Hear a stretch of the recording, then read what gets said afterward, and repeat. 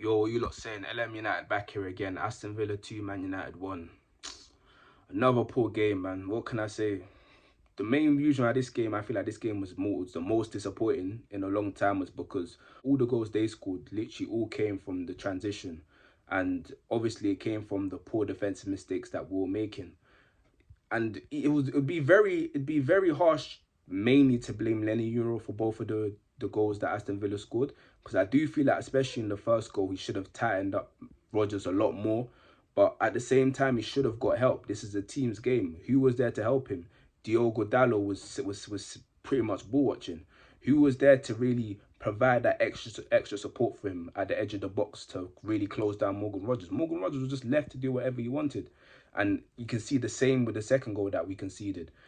Again, Morgan Rodgers, a midfield pivot of Ugarte and Lissandro, literally saw Morgan Rodgers just walk past them, find space for himself, get the ball in the half turn. Yes, Lenny Euro should have been a lot more tighter on him. But again, why are we that open in between the zones? It's like that, we're so open in them positions. It's just so easy for us for teams to score against us, and you can see this throughout the whole of the game, really and truly. Aston Villa didn't even need to do much. Like, them two chances were the only two real cut through chances they had throughout the whole game. And after that, what did we do? We didn't do enough going forward. And yes, we did get an equaliser, but that came through Dorgu's amazing press on Matty Cash and that ball he made Cunha to finish it off. And Dorgu did have a good game today, to be fair to him. He was very good. I feel like in terms of pressing, he was good. Going forward, he provided chances, whether it was through his cross or whether it was just through his passing in general. And yeah, man, but nonetheless, it was just a poor game today.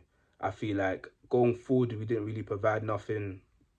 When Bruno got injured, which is just crazy, I still can't believe Bruno's injured.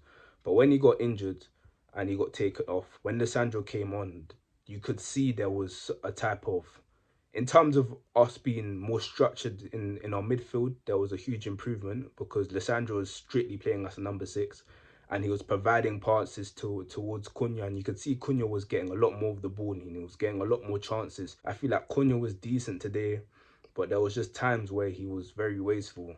Like, he'd have the ball from the half turn in like maybe like the halfway line, and he'd be driving the ball forward, and he'll just shoot it out wide. And again, these are just things that they just can't continuously happen. But Cunha, he's one of them players where I'd expect for him to play in a way that would annoy me, but he's still got that quality there. So that's something that we can't ignore. But nonetheless, apart from that, we didn't do nothing going forward. Like, apart from Dorgu and Cunha, what else did we really provide going forward? Sesko was poor today, but again, Sesko's that player that he needs chances provided towards him. He only had like what, one real chance. He had the second chance.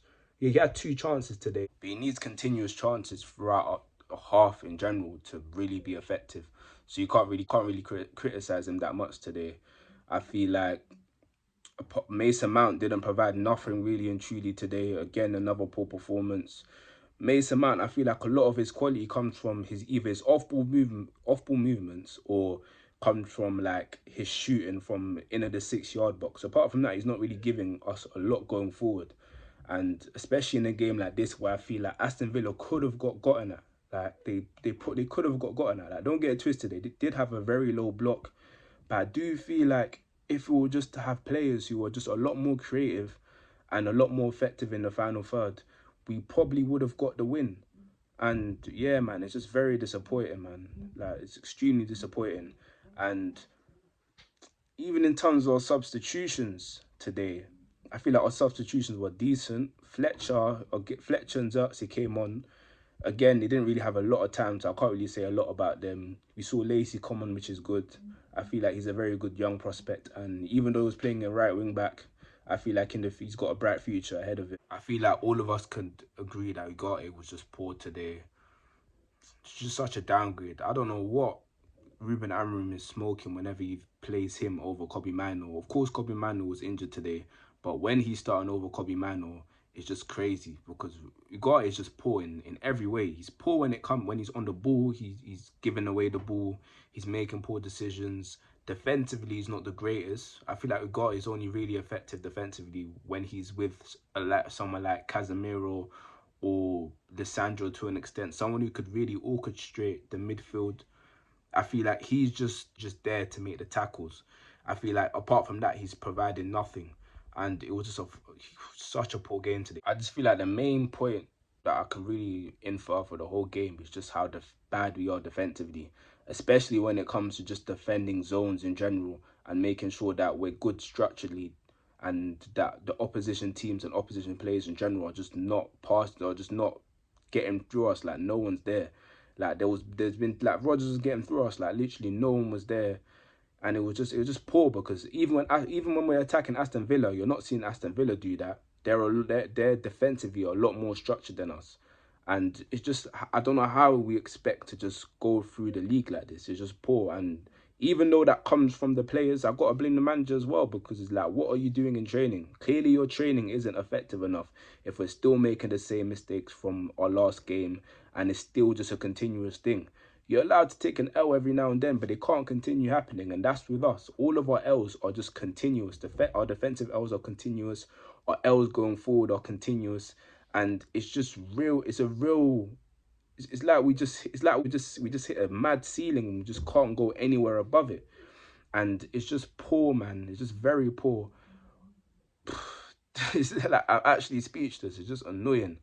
But nonetheless, big up you lot for watching. Thank you very much, and take care. Make sure you subscribe.